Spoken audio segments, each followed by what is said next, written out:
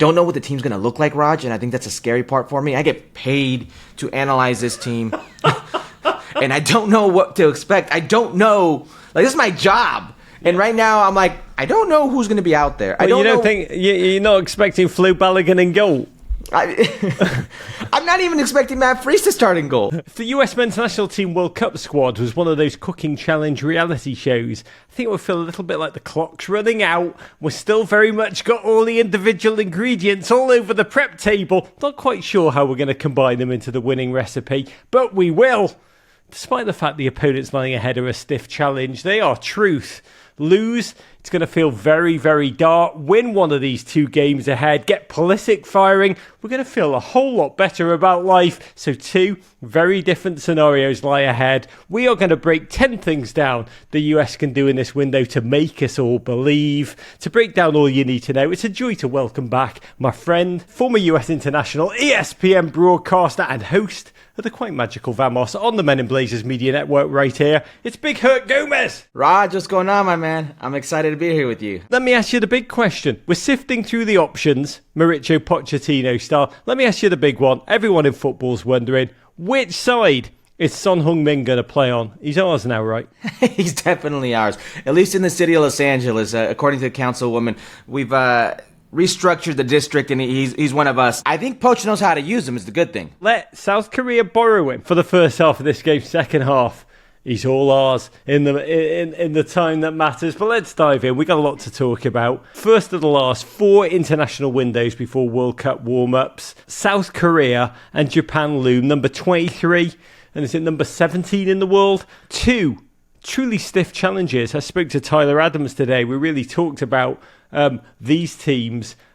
And we also said, fear not, we got a Klinsmann and a Berhalter in the squad. What year is this again, Herc? Make no mistake, enormous window. Our US work in progress, work in process, search of culture, chemistry and confidence. Does that kind of sum up big picture where we are? I don't know what to expect anymore, Raj. I think that's where we've gone with the US men's national team. Nobody really knows what to expect, and we're 8 games out, 4 windows, and that's got to be the scary part, the uncertainty, because at this point, in any other point of a World Cup cycle or any other team around the world, you would have an idea of who your core is, who the 11 are. And the players you're bringing in are players you're not sure of that could be part of the fringe, player 18, 19, 20, and so on. You shouldn't be asking questions about the starting goalkeeper. You shouldn't be asking questions about CB2. You shouldn't be asking questions about who's alongside Tyler Adams. We shouldn't be asking questions of who's the 9 going to be. And yet, here we are, 4 windows out, asking those questions. So let's do it. Let's break it down and start point for point with Poch point number 1. Christian Pulisic back. For the first time since the Nations League disaster in March, he's got a goal in his first 2 games for Milan this season already, but he spent the summer really playing his best football in commercials, sparring with Landon Donovan, and sitting out the Gold Cup. I'm not interested in talking about any of that, because I do want to talk about the now. Christian is back, and knowing Christian, he's probably going to be highly motivated. That man will take the field, I'd say desperate to score. He knows, as well as anybody, that one electric moment of football can just change everything in the blink of an eye. That's how it works. But the first thing I want to ask you is this. You've been in international squads. You know how cultures work, locker rooms. Pochettino talked in his press conference. He admitted he had not talked to Christian Pulisic before the camp. But he said the public back and forth between the two is, quote, behind us. Herc, I've got to be candid. I said this at the time. I was surprised that Poch did not hop on an early plane to Milan, do a photo shoot with the 2 of them together, create those good vibe optics, show that the conflict was behind us. But this is how it works in football, that there is no need to talk about things. We do just get on, water under the bridge. Or a football culture's a little bit like real life, where things linger under the surface. Sometimes. And I was on Football Americas on ESPN, and I had the pleasure of interviewing Giovanni Reyna and Joe Scally, and I asked them about the communication with the U.S. men's national team, coaching crew. Were you notified? Were you communicated about this camp? They both looked at each other, and it was a simple no. Sometimes, majority of times I should say, you don't receive word. There are players, some of us mere mortals, who don't get confirmation, who don't get an explanation. And then there are those who fall into another category. Like in any realm of any job or any part of the world, the hierarchy comes into play. Christian Pulisic would be one of those players. Christian Pulisic, because of his stature with the U.S. men's national team, his stature in U.S. soccer, the face of U.S. soccer, and Mauricio Pochettino, the captain right now of this ship, there needs to be a talk. It's the obvious elephant in the room. And I would be very surprised, Raj, if it is not addressed. And it should be addressed by Mauricio Pochettino. You and I know Christian's personality. I don't think Christian Pulisic's going to be the guy to go out of his way to speak to Mauricio Pochettino about what happened. He's very much an introvert. It doesn't seem like his personality. But Mauricio Pochettino, if he wants to establish a culture, he needs Christian Pulisic to buy in. He needs Christian Pulisic to lead the group in that culture. So there needs to be a talk. It's behind us. I don't buy that. There needs to be a coming of the minds. There needs to be at least two adults in the room to get these people together and move forward for the better of U.S. men's national team. We have seen Christian Pulisic single-handedly lift this team to some of its highest heights in the post-2017 era. We've also seen him a distinctly frustrated figure with those around him when the team struggles. So he's going to be motivated this first game. If he can get in sync with Sargent, we'll talk about him in a moment, with Tim Weah, with the others around him, it could be magic. A goal in that first game and life is going to feel great. But 0 contributions in 2 games and it's going to feel a whole lot different. And I think Christian Pulisic knows that. And I think U.S. men's national team fans know that. But there are no good moments of positivity, even in despair, that don't have Christian Pulisic in the U.S. men's national team's recent history with Christian Pulisic. The U.S. men's national team lose in Trinidad and Tobago, get eliminated from World Cup contention, and it's a teenager who's the hope. It's Christian Pulisic who scores the goal. It's Christian Pulisic who's in tears. That gives you some hope. And I believe gave the Federation hope of the generation that was Pulisic's and what they could do, and forced all the veterans out and handed these kids caps. Christian Pulisic in the multiple nations leagues, the finals versus Mexico versus Canada. He's there. Big moments, big goals in final. The 2-0 in Cincinnati. The big moments is Christian Pulisic in the World Cup playing against England, showing his magic. It's Christian Pulisic. Showing his what? Showing his ability to testicle the ball in for his nation. Scoring with his against Iran. It's Christian Pulisic putting his manhood on the line. So I think U.S. men's national team fans are as upset as they could be with Christian Pulisic about how this summer went. And trust me, Christian Pulisic shares his own blame. There's plenty of blame to go around. They're not naive enough to believe that something good can happen this summer in the World Cup on home soil without Christian Pulisic. And I really hope Mauricio Pochettino understands this as well, Raj. Christian, Godspeed to you, man, because you are right. We need that Christian Pulisic. And God, I hope we see it in the next 2 games. Poch point number 2. Who's not here is, and you've already mentioned one of Gio Reyna, still waiting to make his debut at his new club, Borussia Mönchengladbach. I ache for Gio. I thought his appearance on your show was incredible. He was immensely honest. What was his quote? I can't be too surprised. Obviously, I haven't played any games with my club yet this season. I can't obviously be mad about it. Last season he got just 627 minutes scattered across 26 games. But it's not just him. No Johnny, no Tanner Tessman, Aidan Morris of Middlesbrough, the free scoring Hadji Wright, Pepe just back from injury, Anthony Robinson also working his way back from injury. But there's 2 I do want to dive into to get your take back before circling back to the big picture. We wondered after this summer in which Poch, in a way, went scorched earth on this squad, tried to reset the culture by bringing in a ton of young US players, MLS players. We wondered which of the big players would be punished and would not be brought in the next window. So there's 2 I want to talk about here. There's no Weston McKennie. We'll talk about him in a moment. And there's no Yunus Musah. Yunus turned down a chance to play Gold Cup. I'll get back to him. But Weston, not selected here. Poch, in his press conference, was somewhat cryptic when asked if he'd already had in mind the players who'd return in October's window. Not this window, but in October. He nodded his head and said yes, which is widely taken as hinting that McKennie will be back. So this is almost like a 1 window pause Speaking to people around the team, Poch has not been thrilled with the McKennie work ethic in training. It feels a little bit like a warning to him. Not just to him, all the other big names that the places they once thought was theirs, no matter what, by right, are not given. Complacency will not be tolerated is kind of the message I read into this. But let me ask you this. What other national team leaves their best players off rosters for camps from a World Cup? Because, and this is also Mauricio Pochettino's words, we know that player already, Weston McKennie. There aren't any other national teams. The closest national team I could think of would be the Mexican national team with a very limited pool in Qatar, who left out the likes of Asante Jimenez, who was doing well because the coach wasn't convinced, and all that downfall that came out of it. Mexico this World Cup will not have a single player under 25 years of age with World Cup experience. So it shows you how badly handled that was. I respect Mauricio Pochettino trying to instill a culture. If he feels Weston McKennie's work ethic isn't up to par, I respect him doing something about it. Maybe that's a message. Maybe. But a bigger message to me is bringing him in and telling him to his face how he's letting the team down. Telling to his face how he's letting himself down. I would do that.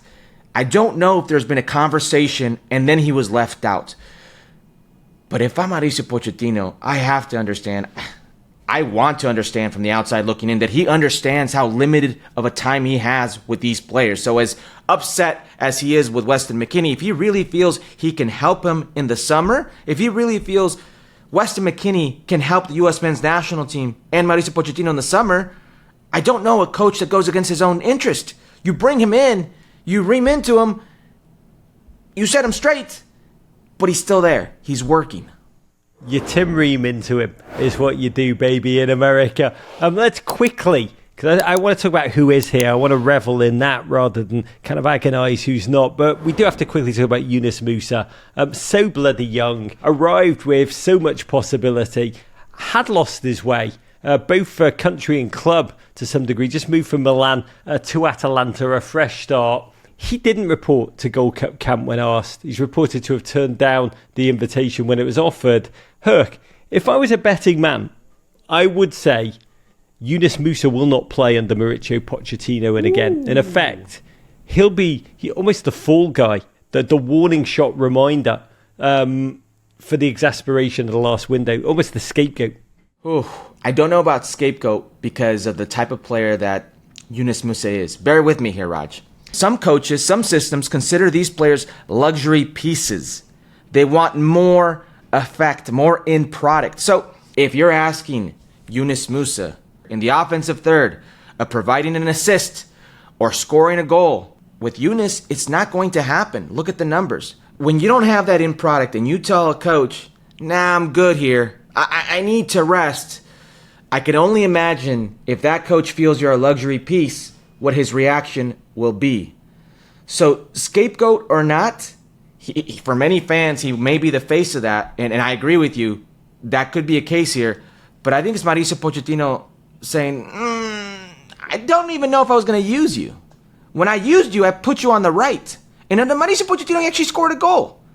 But he was experimenting with Yunus Musah. It wasn't a guy set in stone in the midfield. So I feel for Yunus Musah because he seems like an absolutely just gem of a person. Sweetest kid. Yeah. But that's a risk you take when a coach doesn't know you. That's the risk you take when you're not around to win your spot. And maybe he got too comfortable with what he thought he had on the U.S. men's national team.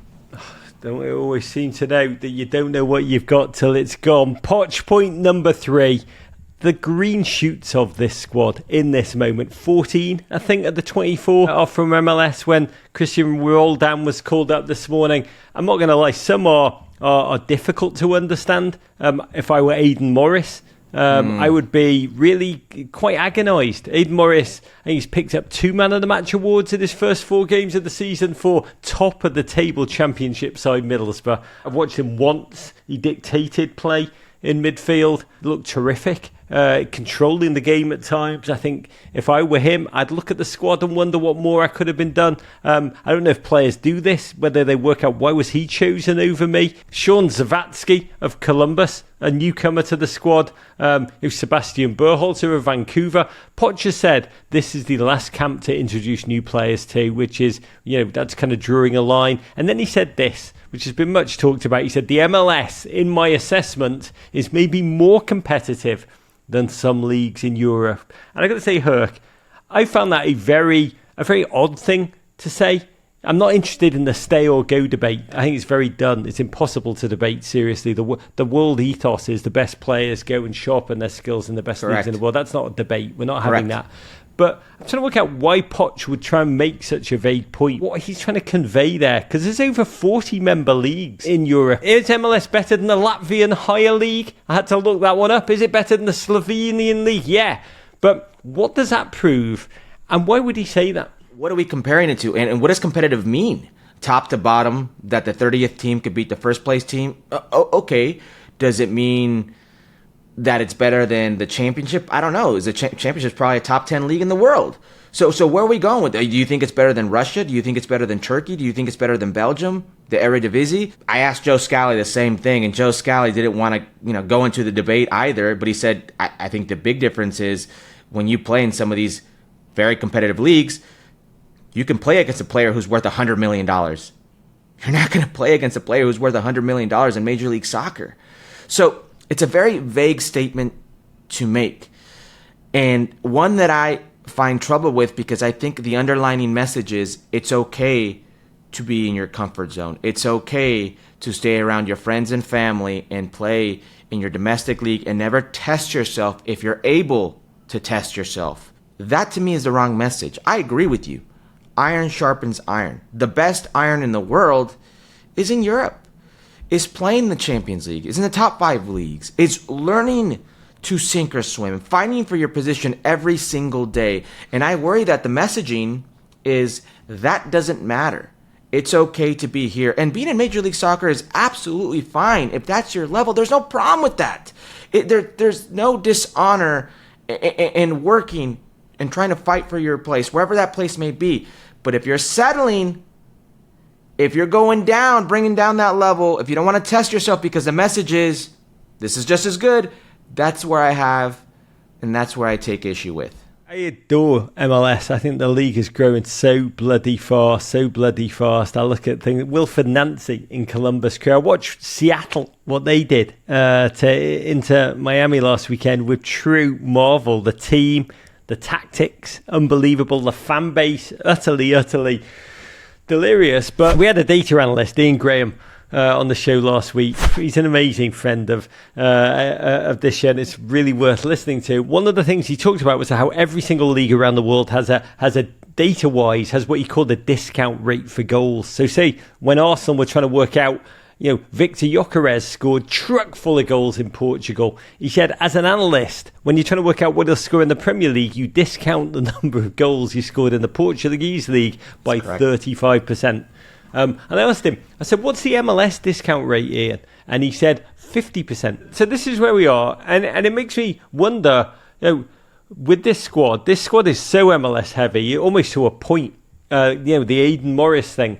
And I keep thinking back to Poch's statement, I am not a mannequin, at his low point at the beginning of the summer. We know Mauricio Pochettino is a culture builder. We know he's trying to build a culture for the squad. As he did at Tottenham Hotspur, he wants young players who would listen to him, who have no choice but to do what he says. He's almost exercising the complacency that rotted away the late Berhalter period. To me, that's almost the allure of MLS players. This is a culture creating camp. Everyone has to fit into this culture. Poch is in control of them in a way he's not, say, with Christian Pulisic or Weston McKennie. I mean, this is almost the mannequin strikes back squad, Herc. I have no idea what it is, Raj, because I listen to the way he communicates with the press, domestic and foreign. Just this morning, he was on El Cafilito, which is a segment of a Spanish show called Chiringuito with Joseph Pedregol, and he was talking about the difference between soccer and football. And he said, soccer, they play for fun. And they want to win, but they do it because it's fun. Football, you compete. And he said this in Spanish. And I've noticed a trend with domestic reporters in the United States asking him questions in Spanish because he's much more direct and much more blunt, and he gets out what he wants to say. It's much more clear. To say Americans don't compete is an indictment not of this culture, but of these players. So we could sit here and say he wants to build a culture. I'm more worried about how he views the players that he has to build that culture with. This isn't a club team. This is a national team. He's going to have these players a week at a time, maybe 10 days if he's lucky. 30 days before the World Cup, he'll have them for that amount of time. You're not going to build a culture like you do a club team. When he was at Spurs, Southampton, Espanyol, you had years to build a culture. You had money to go out and get players that fit your system. You can't do that here. Very difficult to unearth players. What you got is what you got. And I think that's what fans have the biggest issue with, Raj, is, ooh, I know what this is. Ooh, I know what that is. Why are we've seen years of doing this, and there are players who have built that equity within the program who are now discarded, and I am not going to sit here, and you are not either, and we're not going to entertain the MLS quota. No. But is there an influence? Well, I could maybe see that because now he spent time with these players and he says, well, mentally some of these players have showed me day in, day out they can do this. And I don't think there's that big of a difference between these players in Europe who think they're good. So I could see him evaluating that way. But I could also see why fans fall into the trap of what's going on here. Why so many MLS players? It can't be that with Greg Berhalter, who is a massive believer of Major League Soccer, who's employed by Major League Soccer today, had a World Cup team and starting 11 of all European players and Nations League teams of 23. There were 22 European players, only one MLS player, and now we're going to the fault like there's a quota here. No, it's just it's the selection. And it's independent selection by the coach who's failing to understand the competitive nature of his players. That's what it is. That is so true. In our Discord, at Train Pepe wrote, it is hilarious that the highest paid, most successful coach ever appointed US manager has a love affair with MLS players. Godspeed to all. Okay, Poch point number 4. On number 9, who's going to be America's next top striker? I feel like we ask this all the bloody time. Have done since 2017. Flo Balogun back with the squad, first time under Mauricio Pochettino. Welcome back. It's incredible to see you. Damian Downs, Double D, now at Southampton, getting a call back from the summer. And Josh Sargent, left out over the summer, has almost goal scored his way back into our loving arms. Balogun, 24, man has suffered, I think, ankle injury, shoulder injury, kept him from playing, not under cap since September 2024. Scored twice at the Copa America. That's the Ballo of our dreams. There's the Ballo of the reality too. Yet to really gel under the Berhalter system. Can he under Poch? But I need to ask you about Josh Sargent. Still just 25. Feels so much bloody older. Mostly because he's been, in our sight since he was 17 years of age. Felt like Poch had dismissed him from the project. But he's been unstoppable this season, captaining Norwich in the Championship. Is it 6 goals in 5 league games? Gents had a share of injuries too. Been in and out in that period of time. But Herc, I need to ask you, we marvel at Josh Sargent in the Championship, wearing the Norwich jersey. How many years is it since he scored for the US? How does that happen? At a certain point, yes, it's tactical. We don't play to his strengths, you could argue. But does it become mental for a striker? It can become mental for a striker, and I can sit here and make excuses for Josh Sargent about, well, look at the amount of minutes he's played, look at the games he's played in, look at the camps he's been involved in, look at the surroundings, and it's a small sample size, but it would just be making excuses for a player which in reality hasn't scored for you in over 3 years on the national team, when other players have scored goals. Other players, I feel, are probably less capable, less talented. So I don't want to make excuses for Josh Sargent. This is really last chance saloon for Josh Sargent. People have been waiting for him to explode. He's exploded at the Championship. He had an opportunity to go to the Bundesliga, back to the Bundesliga this summer, and chose not to for family reasons, I believe, which I'm going to respect. But it's going to lead people to question your ambition, to question, if you're staying at Norwich because it's comfortable and that's where you can score goals. Because let's not forget, Mauricio Pochettino, when he needed a goal, he looked at the bench and said, Josh Sargent, Brian White. Josh Sargent, Brian White. Brian White, come on. Patrick Ajiman, come on. So there's something he's not seeing from Josh Sargent because he got to see him day in and day out. I'm glad he took that motivation and started scoring goals again, and he's back in the fold to try to prove himself. But there are a lot of guys who want to prove themselves. Farland Balogun didn't make the squad. It was Brian White. Brian White got injured. Farland Balogun comes in. Haji Wright's been red hot and plays multiple positions and can be very valuable. And I will remind you, the last 9 on the U.S. men's national team to score a goal in the World Cup, he's out.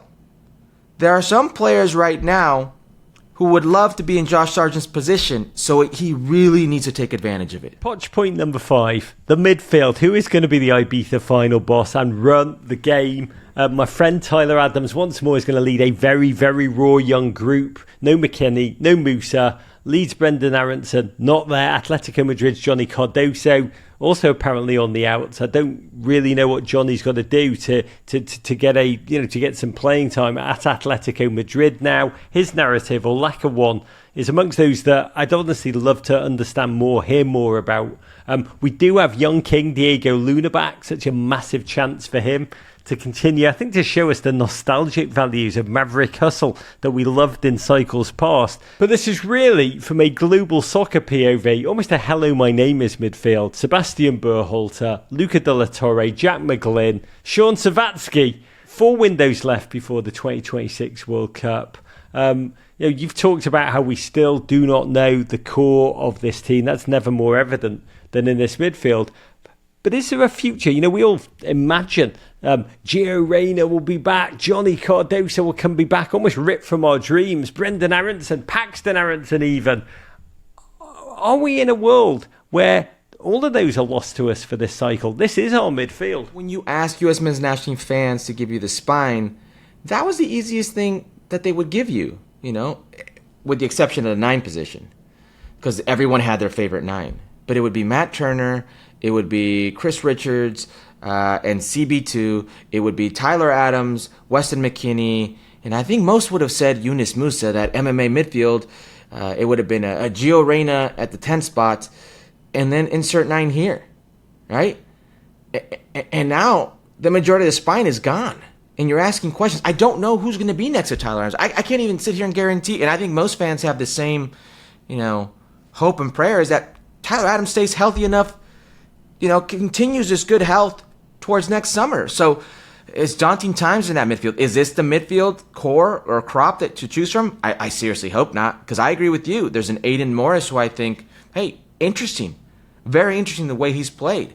There's a Johnny Cardoso that I think Malik Tillman's starting to put it together at the national team level and still continues his stellar club form. If Johnny Cardoso ever puts it together at the international level, and by the way, by international I mean CONCACAF, he's killing it in La Liga.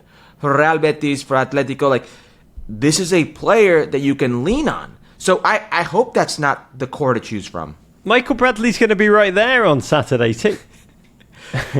People give Michael Bradley a hard time. Some people, they don't. Not me. I was joking with Tyler this morning. Michael Bradley probably, seriously would be like, you want me to give you 70, 80 minutes? I bought my boots. I tell you what, could you imagine a Tyler Adams, Michael Bradley, double pivot? Who's going to be fearful of that? The players in that locker room are going to be fearful of that, because that's going to be crack a whip time for with both of those guys. Listen, maybe that's what's missing when you look at these players, and maybe that's what Poch is talking about. You talk about the leaders. I know Tim Ream's a leader, right? He exudes that. I know Tyler Adams is a leader. Who else? One guy's nearing 40 years old and may not be there at the World Cup next summer. And one guy's one injury away from missing, an important part of the national team's experience. So where are the leaders?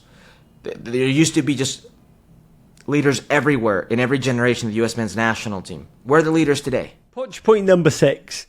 Goalkeeper. Who's going to stop the rain?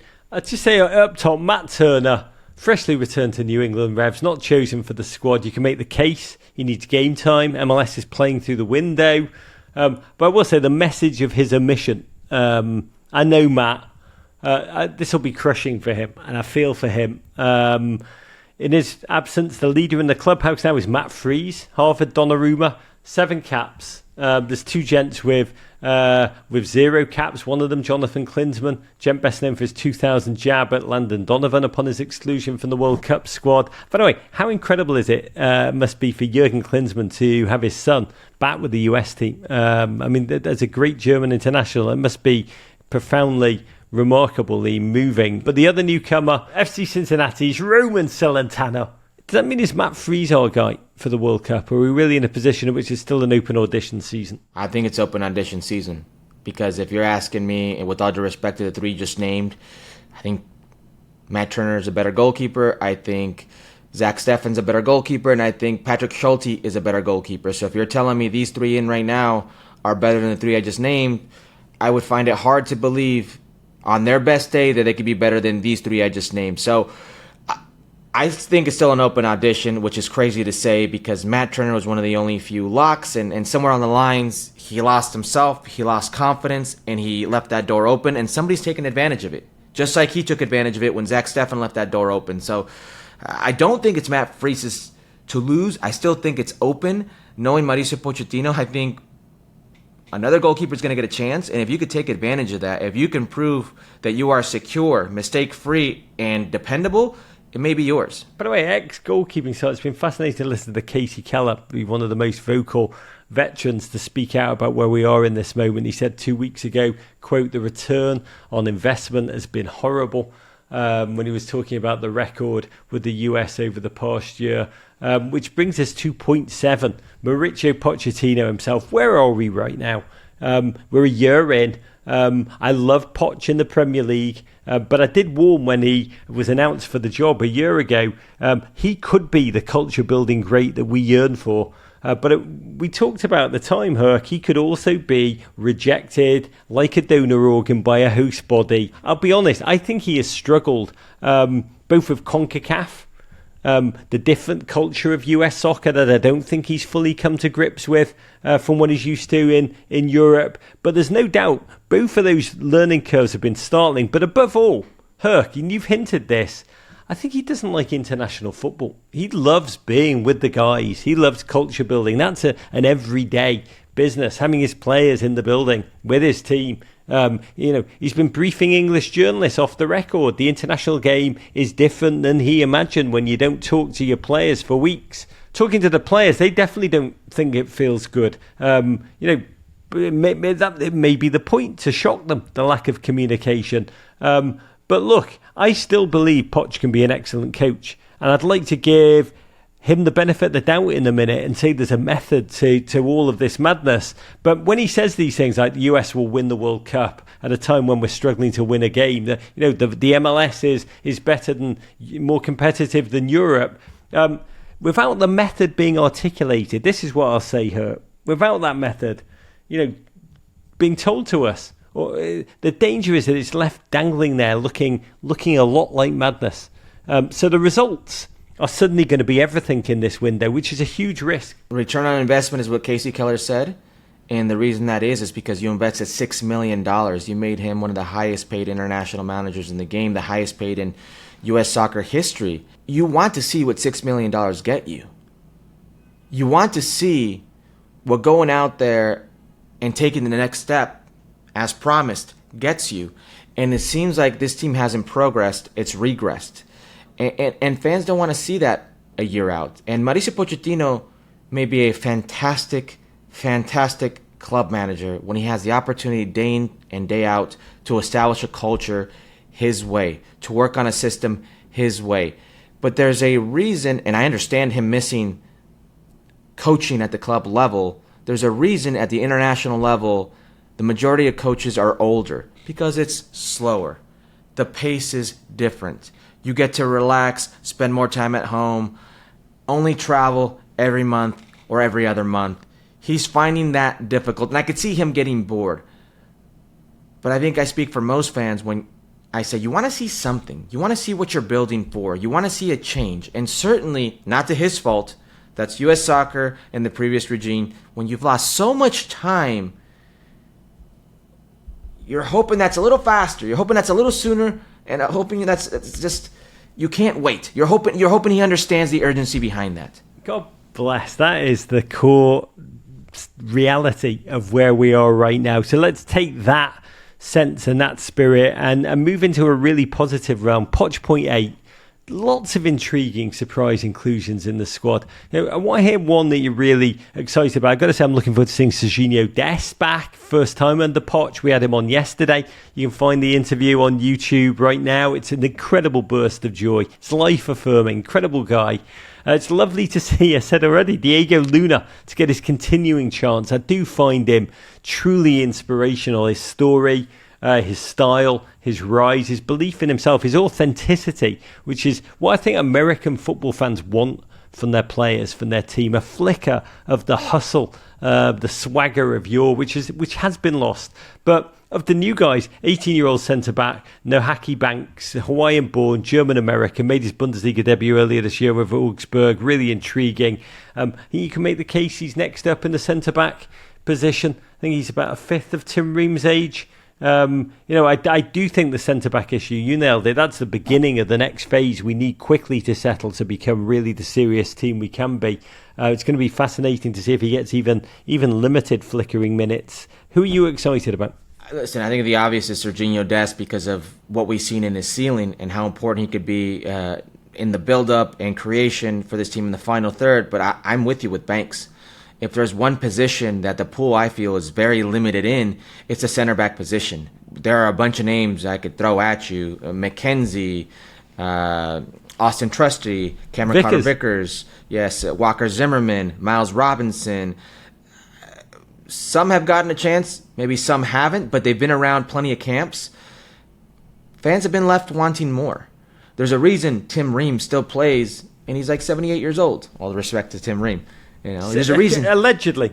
There's a reason he still plays, because you haven't found another reliable back next to Chris Richards, who's having the time of his life, in the form of his life. Absolute monster. And when I spoke about leaders, that's an emerging leader. But you need somebody next to him. If not, you're banking on Tim Ream being good for you a year out, nearing 40. So I'm excited what we can see from Banks. He's playing at a high level in the Bundesliga. The brief time I've seen him play, he seems like an athletic center back with the ability of breaking lines with long passes.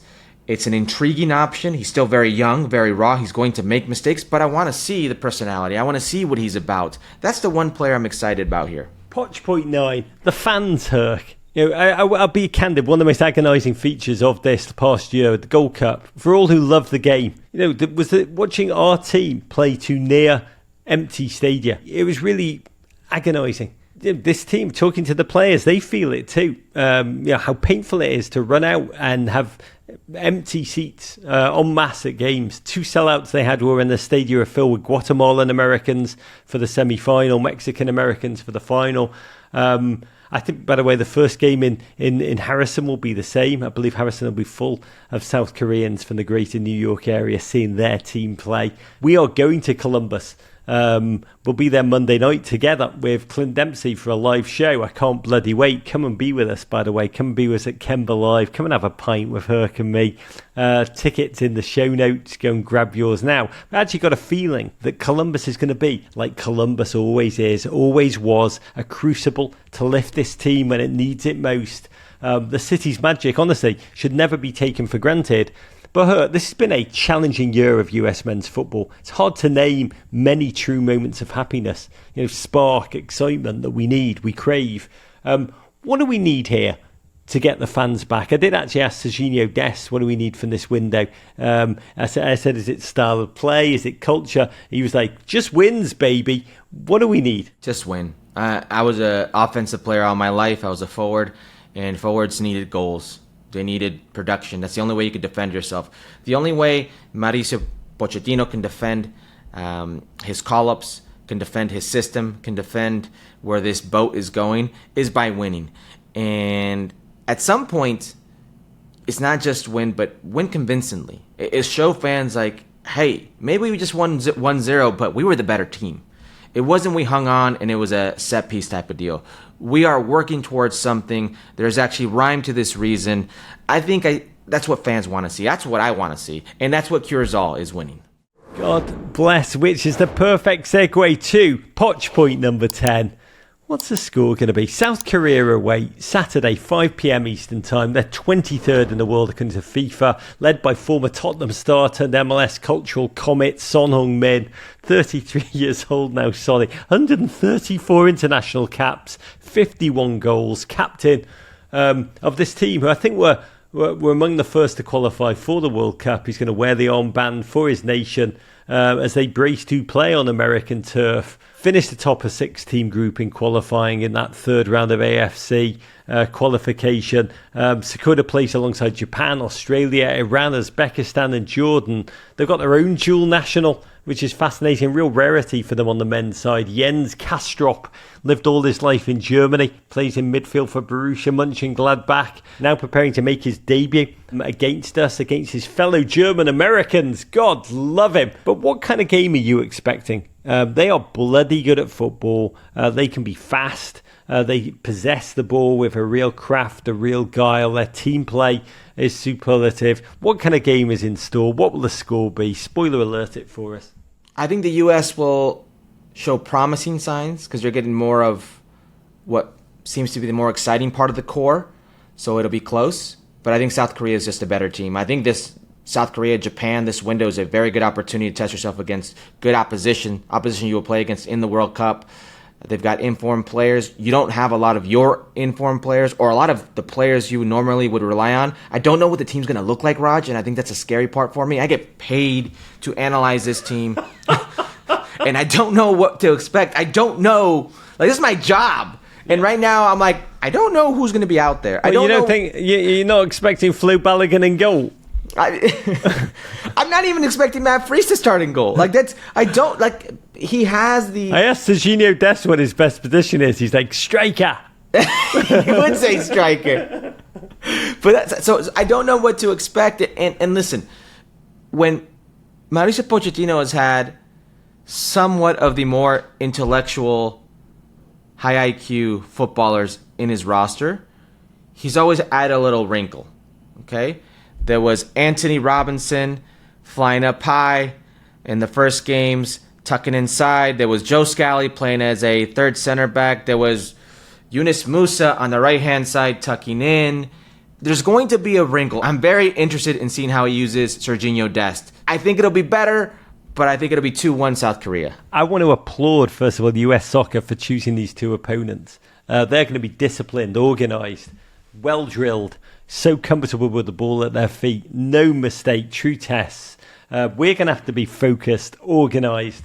I talked to Tyler Adams this morning for a show that comes out Saturday. These teams are going to be poised to prey on any single mistake we make. That is the thing I worry about. So I'll be candid. I have two different outcomes of this. One in my heart, one in my mind. I'm only publicly going to admit the one that's in my heart. Pulisic's going to score. Ballo going to score. 2-2. Let's believe, right? I do believe. We've got real talent. There's no doubt about that. We do. We need that idea of football that brings the best out of these boys. I mean, Herc, we really need that. By the way, I realise I've been saying that since 2017 now. I mean, but God bless cognitive dissonance, right? Keep telling yourself, be a goldfish. It is crazy. We've been, in many ways, Herc, as I put this show together, I've been asking Herc for years, who's going to be our next number 9? We're doing it. It is Groundhog Day. And this is why when we talk about the U.S. men's national team playing in empty stadiums, like I really feel for the fans. I'm a father of 2, family of 4. Going out to an event is extremely, extremely pricey. So I feel for the fans today where it's very hard to shell out their hard-earned money for an unlikable team at times. Sometimes the U.S. men's national team isn't as likable as other teams. Yeah, I mean, I gotta say, this is a conversation for another time, not one to close on, but it's the biggest difference. 2010, 2014, if you were a US football fan based here, like the automatic number one team was the US men. Something has happened, several things. I mean, the fan base is so much more knowledgeable. There's so much more football on television. I mean, ultimately, you watch Arsenal, you watch Liverpool, you watch, I'll have to say, Everton here legally. There's so many teams to fall in love with now. We need a US team that can compete, that can not just take fans' support for granted, but can absolutely earn it with their performance from the beginning to the end. That's what I hope to see. But most of all, Herc, I can't wait to be with you in Columbus. Let's go. First beer on me, Raj. First ultra on me. First beer always on Frankie Haydock in Columbus again. We got a live show, and the second and the third with Herc, Clint Dempsey, Columbia Crew tactical genius Wilfred Nancy, and the iconic Frankie Haydock, who I adore. Come raise a pint with us. We'll be back at the final whistle of South Korea, USA with Clint Dempsey on this channel, taking your questions live on YouTube on a live taping of The Juice. Until then, Herc, big love. Thank you, mate. Thanks, Raj. This is Rog saying go USA and courage.